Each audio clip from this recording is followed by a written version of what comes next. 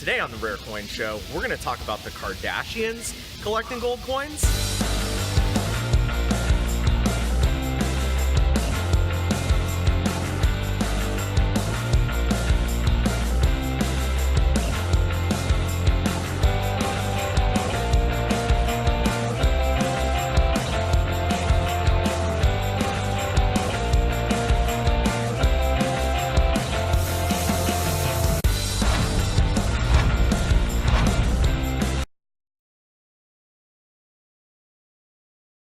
Welcome to episode 9. As Ryan was just mentioning, we're about to dive into the conversation of do the Kardashians collect coins? Now, there's a really good chance that these guys are coin collectors and coin investors. Kanye West recently did a line of jewelry, and With Jacob the jeweler. Yeah, Jacob the jeweler, and his wife's been sporting a lot of the coins, coin jewelry, I should say. Yeah. Nice pendants with round coins in them, lots of gold, and we think that there's a link there. I mean, why else would somebody put coins in their jewelry line? I mean, I feel like this has... Is it possible that they're like coin investors and coin collectors? I think they're trying to send a secret message, really. I mean... Let's explore more about this. Yeah, let's get into it a little bit more. Let's sit down, let's roll up our sleeves, and let's really dig into this. I'm down. Let's go.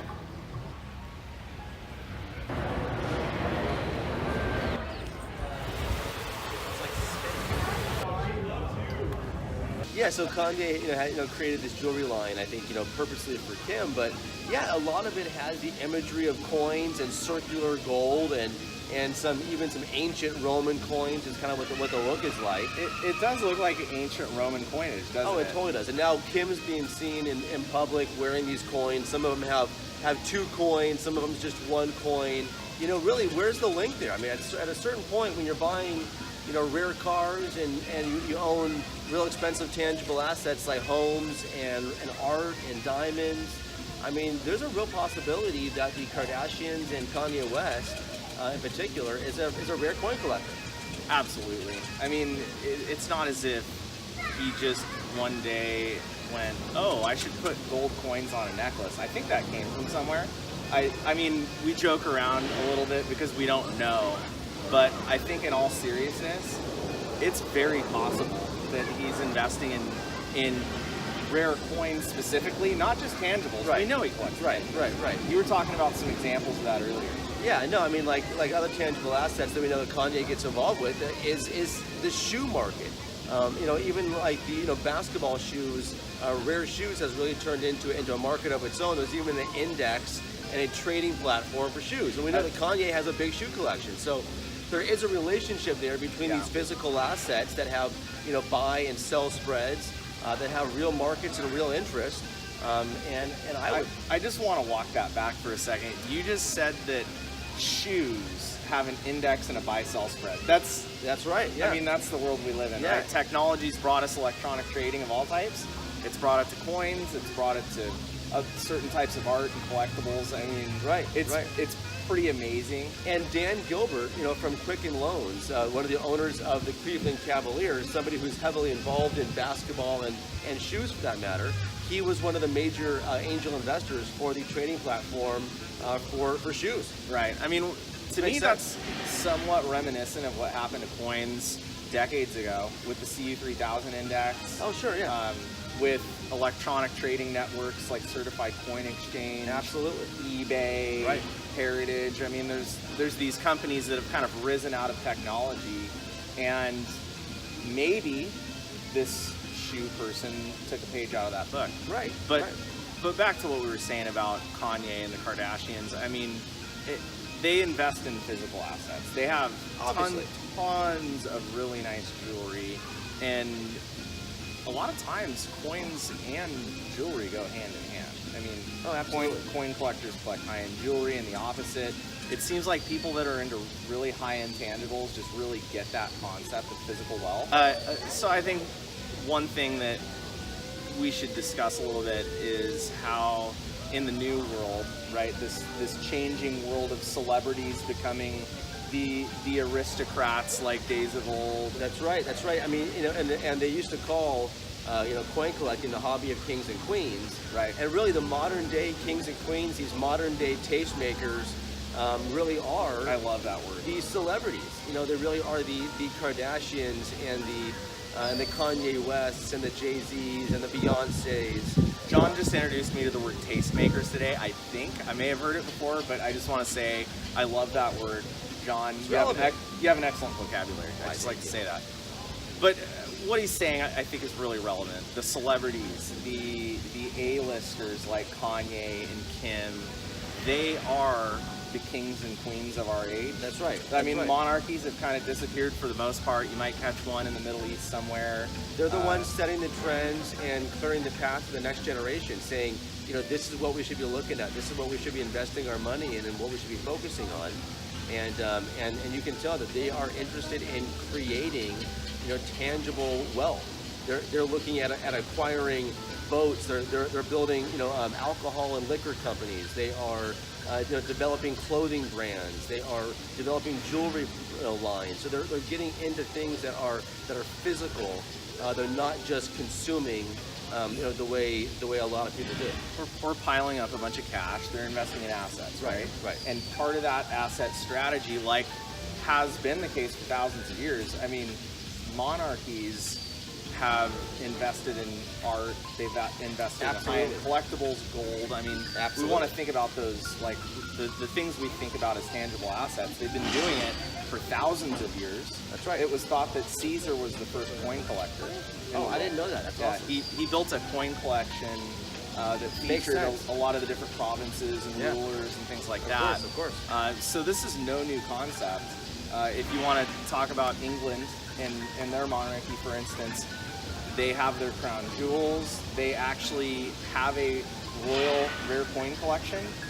If you want to take a little trip down memory lane, when we saw the Tyrant collection. That's right. That's right. There was a set of King Edward VIII proof coins that were there. That was the only private example. The rest were in the royal private. That's right. Yeah, the royal coin collection of England. Wow. So this is what the most wealthy do with their money. It's what the brightest do with their money. Right, and it just so happens that unlike some of these other different tangible asset classes, we really think that rare coins kind of hold a different level of sophistication. Absolutely. They're portable, they're private, they're tangible. They are, it's a very sophisticated way to own a tangible asset. It's certified, it's authenticated, it's graded. It really is the right way. Yeah. I mean, there's so many advantages there, and I think if we look at that concept of privacy that you just highlighted a moment ago, that's something that is really important to people that do have significant means. Absolutely. Yeah. And what we were talking about, I mean, the Kardashians are an example, and Kanye is an example of famous people we know that collect. But there are clearly most people out there that do this that are anonymous, like the builder of the Tyrant collection. Right. Only wants his collection to be named, not himself. It's a very private thing. It's not for public consumption. It really is just more for their own wealth growth and for their own joy and maybe sharing with a few friends or a few family members. But yeah, typically this is something that is held very, very tight to the vest. Yeah. So. I mean, we didn't even know that Rob Gronkowski collected coins. Great example. Until he got some coins stolen and they got in the news. Right. And they had to put out a press release so people knew what to look for. But I mean, would you ever think in a million years that Gronk collects proof Morgans? I'm pretty surprised, actually. I'm shocked. Yeah. I mean, he's the classic jock all the way throughout his life. You hear about these stories of animal style house parties. Yeah, of course. Of course. Just boyfriends not banging on the door. And here he is with the coin collection. Yeah, I mean, this is the classic jock that, I mean, typically that type does not get into this kind of thing. There are a lot of different people from different walks of life that get involved, and we do have a really great diversity. Like if you think about the clients you've worked with for the last more than a decade. Oh, absolutely. I mean, there is a wonderful diversity. Wide variety of different personalities, and they come from different walks of life. Yeah. You know, I think everybody has a reason to get involved with tangible assets in their coins. Yeah. So I mean, I think if we knew who bought rare coins, we would be really surprised. There'd be those examples like Gronk, where most people wouldn't think that he would be buying really sophisticated coins. Proof Morgans are not what the average person collects. Those are really high-end rare coins, very specific, very limited in production, very limited, known to exist. So for him to go in that direction, that tells you that he has a level of sophistication. He's not just some guy on the street buying common date Morgans in '63. I mean, this is somebody who's buying the upper echelon of our market. Probably is working with an expert. Probably has an advisor. Oh yeah. You know, I mean, most likely, if he's doing all the homework himself, then that's even better. Good for him. I believe it's called New England Rare Coins. Okay. Is one of the companies he was working with. Sure, it makes sense actually. And logistically, it makes sense too. Yeah. Maybe we'll try to get in touch with this guy one day. Why not? And, Why not? And just see if he'll talk to us. I mean, Yeah. Who wouldn't want to talk to Rob Gronkowski's coin dealer? Sounds like fun. Yeah. Come on, right? Ask some questions. Yeah. I think it's a great idea, Let's and give I him a think call. we should do it coming up. Yeah. Right. Maybe not next show, but soon. So I think if it were brought to light, we'd be really surprised. All the people that not only collect but collect sophisticated coins. Right. Most of my clients don't tell anybody what they own, Very private. and the ones that do tell other people, it's a select few in their life that even know. So I mean, this is a market that's in the shadows. It's under the radar for the most part, outside of maybe some public auctions and some excellent content-based programming that you may see. Yeah, there's been a little exposure. Yeah, There has been. Abdul-Jabbar through our Rare Coin show, and That's right. and even Dr. Jerry Buss, you know, before he passed away. That's right. Penny Marshall, another Laker enthusiast. Privacy is a great reason to own coins. Absolutely. It's kind of one of the chief reasons that monarchies and aristocrats and the celebrities have put their money into this. And I think that financially, whether it's because of tax implications or estate reasons for the way that the estates are taxed, you know, holding these types of assets do hold some major advantages. When you buy or sell coins, there's no public record, so just do with that whatever you want. Right. I'm not giving you tax advice, by the way. I'm not a CPA, and just That's don't not what we're here for, yeah. don't listen to me. But just wink, wink. Right. The money 7 years down the road, the money's off the radar. There are clearly some advantages there. So we'll just go ahead and close on that note. Yeah, thanks for joining us. Thanks for joining us. It's been great, guys. Make sure you follow us on Facebook, Instagram, Twitter, Medium, follow our blog. Say hi to us. I mean, we post some like silly pictures a lot of times. So Follow us, make like a comment us, share. on how goofy we are. Like that last one with the rainbow and the clouds and stuff. Like I looked like I was wearing a rainbow hat, and John looked like he was clouds. Full-on cloud in my hair. Yeah, it was pretty funny. At least it gave me a little more fuller hair for the day. So say hi on social media. Make sure you subscribe to our videos. Make sure you watch to the whole end of the video. We're making sure that we do pure content here. It's packed full of good stuff, and you don't want to miss a second. All right. Okay. Until Thanks next again, week, guys. See you later.